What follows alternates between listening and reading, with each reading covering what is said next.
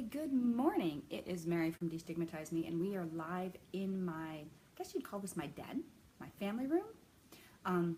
So I just wanted to get some housekeeping maybe out of the way. I keep swiping right instead of left.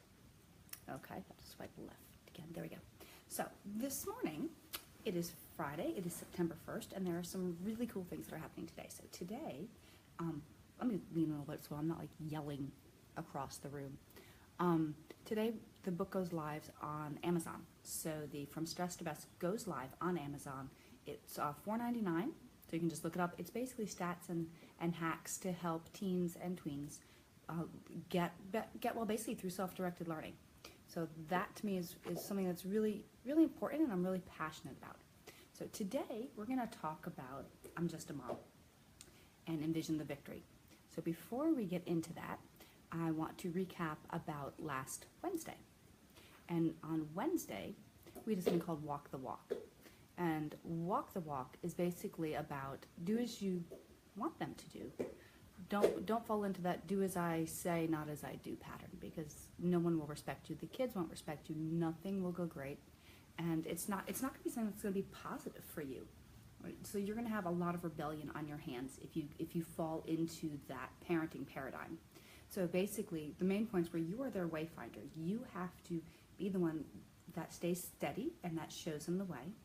You have to have a willingness to admit when you're wrong and a willingness to really work with them and to meet them where they are, because they can't meet you where you are. They've never been where you are. They're not grown-ups. And the last one was you have to have the idea that this is a worthwhile journey. It is not going to happen in one day. It's not like you're going to put them in timeout and they're suddenly going to be feeling better, doing better when they get out. No. It is a journey. So if you haven't seen that one yet, you can either backtrack on our Facebook channel, or you can on the Destigmatize Me page where you are now, or you can actually go to YouTube, because we now have that up and ready, and we've got 3 videos downloaded so far. We have the parenting one we did last Friday, so the parenting, what was it called? Parenting Perspective, I think it is. Oh, no, you cannot have my sausage. And we've got Walk the Walk, and we have Contemplate the Crash. So that leaves us to today, which is I'm Just a Mom and Envision the Victory. Now, when you are a mom, and that's hard enough, okay, so whether you're a stepmom or a standard mom, whatever it is, that being a mom's hard, man. You're in charge of everything. You're like the CEO of the entire freaking family and the house and everything that goes on. You are the chauffeur, you are the what do they call it, the events planner, you are the nurse, you're the doctor, you're the housekeeper, you're the nanny. I mean, you're everything. All right, but now you add to that your child is struggling with some sort of mental health issue, whether it's anxiety, it's depression, it's bipolar, it's self-harm, it's anorexia, it's bulimia. I mean, I could fill in this blank and go on and on and on. But you add that next layer, and you're like, holy crap, can I even freaking do this? You know, what do I do? Because there's nothing out there that says, well, by the way, here's the manual for when your child has decided to not eat for 4 months. Or there's no manual out there that says, hey, what to do when your kid is cutting. And no one really wants to buy those things because no one wants to admit they're happening. And part of that is because there's such this huge stigma around mental health. And that's part of why I started Destigmatize Me. It's not just to break the stigma about homeschooling, because let's face it, there's that too, that we're all some crazy Christian homeschoolers that are going to like give you Jesus BJs. No, there are secular people out there, and there are people who study Islam, and there are people who study Buddhism, people who study Wiccan, and we can get into a whole other thing, but that's not what this is about. This is about just being a mom and how hard it is and how you have to envision their victory. So you have to envision the victory that they're going to get through whatever their struggle is. So in order to do that, I'm going to go over 3 points. One is guide, one is prioritize, and one is stabilize. So when we get to that point, if you're taking notes, heads up, those are the main 3 points. But I'm going to go over a few things before that. First of all, I want you to know that you are totally enough the way you are. You can and you will overcome this. If you do not believe that, it's not going to happen. Because what you envision and what you believe and what you put out there becomes reality. So what do you want your reality to be? Do you want your reality to be that your kid's going to be completely mentally unstable for the rest of their life? I didn't. So every time I looked at her, I couldn't see the victim that she was choosing to be, but I had to see the victor that I wanted her to be. I had to see her victory, because if I couldn't envision it for her, how could I guide her there? How could I get her there at all if I couldn't even picture it? That's not to say I didn't go to bed crying many nights. I did. Okay. When you have to put your kid in the hospital because they have 200 cuts from wrist to elbow, and it's a state-run hospital because your husband's on unemployment, it's not happy. There wasn't a moment of happiness in that. I cried myself to sleep probably every night, and after every visit, I just sat in the car and I bawled my eyes out. But sometimes as a mom, you have to do what you have to do. And a lot of people throw around this term tough love. Yes and no. You can still be tough and love them, but you don't have to be an asshole. You really don't. You don't have to be a bitch. You can love them and still hold a boundary for their safety or for your safety, for other people's safety in the home. That's really the only boundary that kids need, are safety. You don't need to have rules about things. You can have standards. You can have ways that you do things that you're more comfortable with, respect, but rules are meant to be broken. I mean, that's an old saying. Everybody knows that. So, to get back to being a mom, I want you to think about something, all right? A circle, right? A circle has to have a center. I'm big into circles. I really like them. But if you don't have a center, you can't have a circle. And what is a circle? A circle has no beginning and it has no end. A circle, what do we wear wedding bands for? Well, this is a tattoo wedding band. But it has the infinity sign because it has no beginning and it has no end. Our relationship with our children has no beginning and it has no end. But it needs a center. And then when they're flying off and doing all their crazy teenage things or tween things or early childhood things, they need you to be their center. They need you to be strong.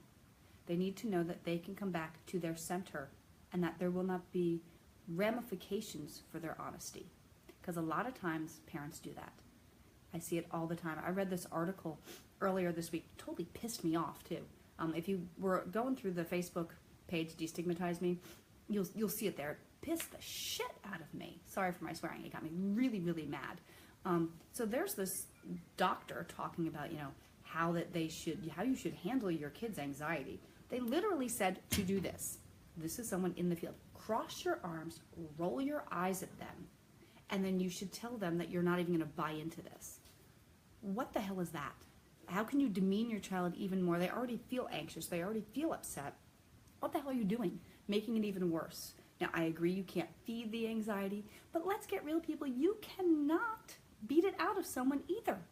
You can't make them face it and have it get better. You have to make them stronger before they can face it. It was the stupidest article. It pissed me totally off.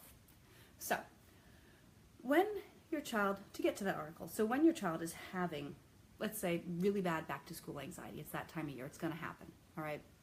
They don't want to go to school. They're crying. They're calling you every day saying they're sick. They can't do this. They're alone at the lunch table. They want to vomit. The nurse is calling you. In our case, Jules would hide under the bed, and we'd have to drag her out at like 9 years old. And the nurse told us, put her in the car, and we'll get her into class. Bring a change of clothes. And so that's what I did. I'm horrified to admit it. I did what everybody said I had to do. I did what all the doctors said I had to do, what the teachers said I had to do, what the nurse had to do. And I never listened to my gut. My gut said it was wrong. And mommy intuition is usually pretty right. I mean, if you're in tune with yourself and with your kid, it's pretty good. And so because I had never been there before, because I had never done this before, let's face it, we are never parenting the same person at the same time every single day, because we are never the same time. Just people are like rivers, okay? You can never step into the same river twice. You can never parent the same way twice. And when you have someone who's suffering from anxiety, etc., what worked one time doesn't mean it's going to work another, all right? So you really need to forgive yourself and move on, but you also need to handle things in a way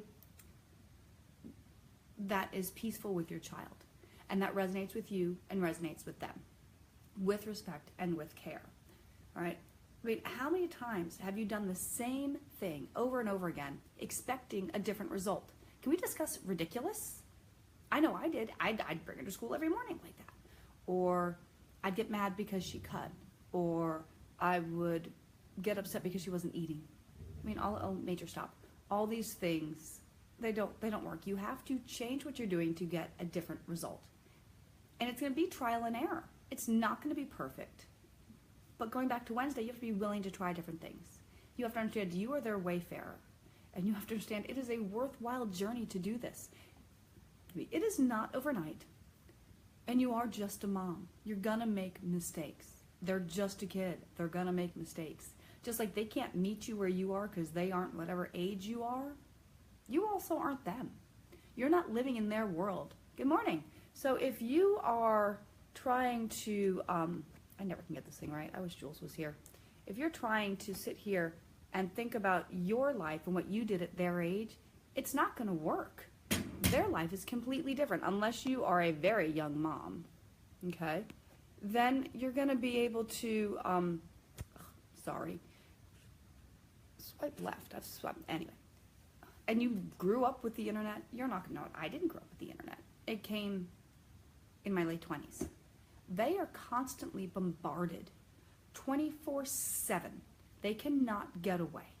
So if we had bullies at school, we could go home. We didn't have to answer the phone. We could shut the door. Not that they didn't keep playing in our heads, because they did. I mean, to this day, I still have a particular person who plays in my head and messes with me. She's become my negative inner me, and I've had to fire her a few times. More than a few times. She's a bitch. But there's no escaping it for them. So unless they turn their phones off, there's no respite for them. And I don't think there's a way that we can understand that. I literally sat there one day with Jules about 3 years ago, and she had broken up with her boyfriend, and his sister had been her best friend but was now attacking her on Tumblr.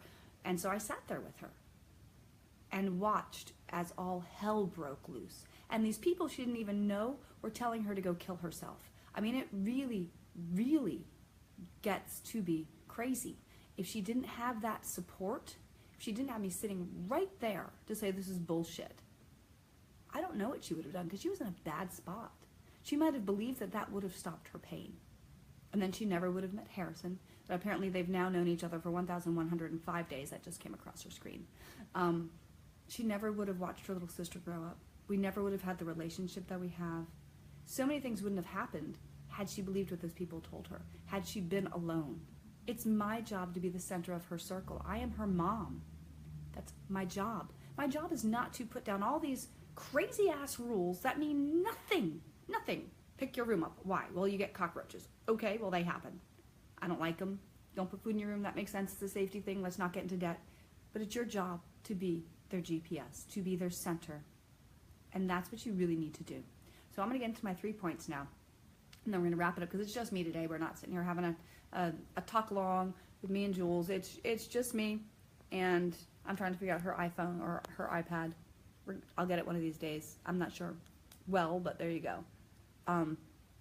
So the first point is guide.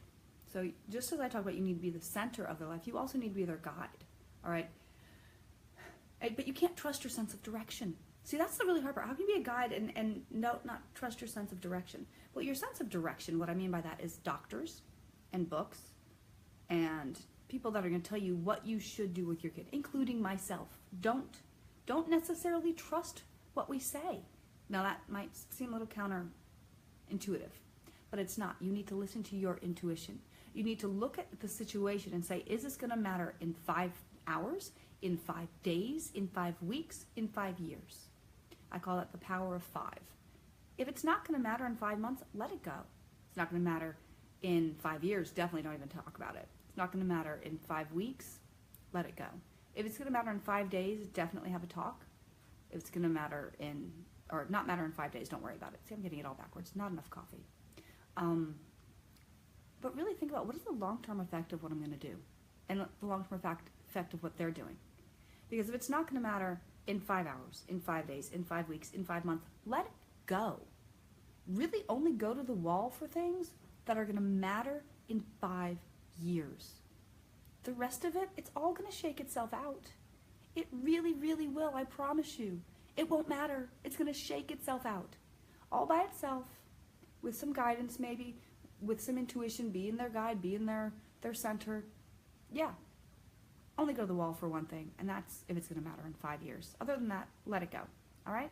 The second is prioritize. Now, this is kind of crazy, but the less you feel like you want to do something, the more you need to do it. Okay? So whether that's someone who's suffering from depression, and the less they feel like getting out of bed, the more they need to do it, or the less they want to brush their teeth, the more they need to do it. Sometimes what we need to do is prioritize what we have to do.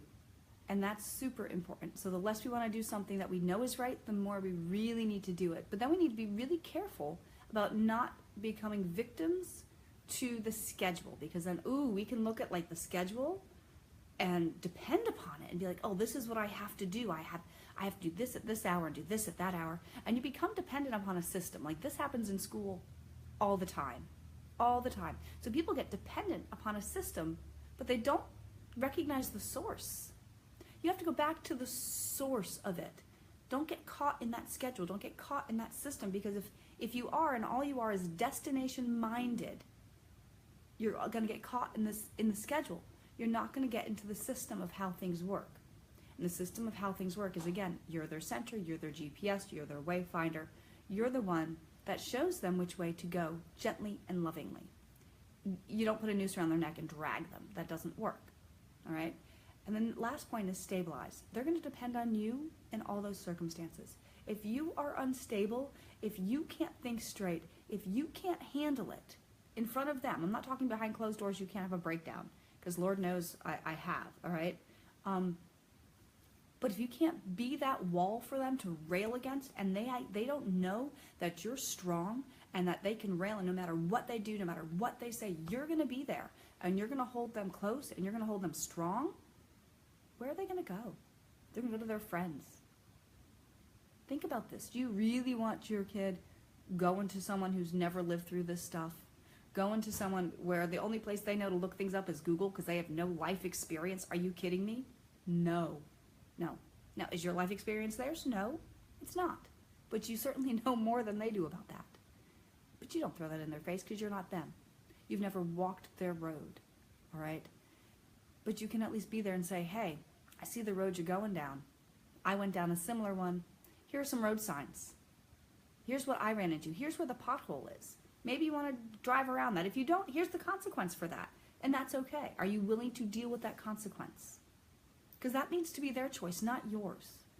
Now, if you're not willing to deal with the consequence because it's something that affects you, you also need to be honest about that with them and say, I'm not willing to deal with that.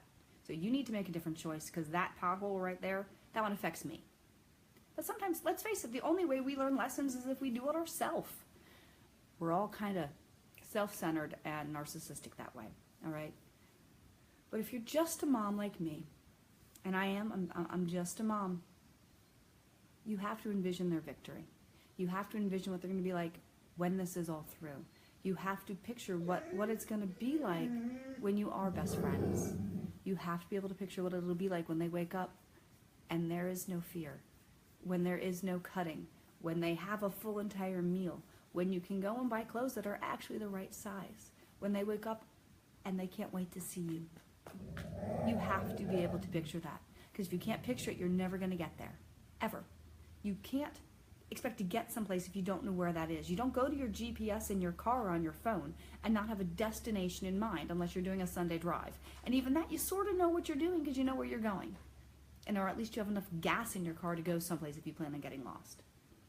But you can't get anywhere in life without a destination. So that's today's whole message is it's okay to be just a mom, but you have to envision their victory. You have to know how to guide them. You have to be able to prioritize what you're doing and not get stuck in the system. You have to know the difference between system, schedule, and source. Listen to your source. It's inside of you. Trust it. You know it. And stabilize. You need to be stabilized. They need to be stabilized. So that is it for today. Now today, a little side note on the back here. We are going to go to Florida next week, so you're going to see us live in Florida. We are talking at a conference called Un in the Sun, which is an unschooling conference, and Jules and I are talking about depression and what you need to know about depression while homeschooling. So I will be recording that. It'll be uploaded sometime by the end of next week, but we will still be here live Monday, Wednesday, and Friday. So I have the whole curriculum, I hate that word, don't you? I hate it. The whole talk written out for the week. So I'm going to post that later so you guys can decide if you want to tune in or not. I'm getting a little bit more organized. And like I mentioned in the beginning of the film today, the book From Stress to Best goes live on Amazon, which is really kind of cool. So it's $4.99, so hop on over there if you want your Kindle version, or you can get it for $2.99 at the website at destigmatize.me. And did you know I actually offer coaching lessons on stuff like this. Like super easy stuff. There's a 4-week session where it's only half an hour a week, where it's really pointed. We go over your questions, I answer them, whether it's regarding homeschooling or parenting. There's a 6-week coaching session that's for groups, so we get together on Zoom and we support one another, because there's nothing out there for parents. Look at my wacky hair. There's nothing out there for parents who are going through this. We're just left to ourselves, and that really kind of sucks. And I do an 8-week one-on-one session. So if you have any questions about that, hop on over to destigmatize.me, check it out, and I will see you later. I hope you guys have a great long weekend. Bye-bye.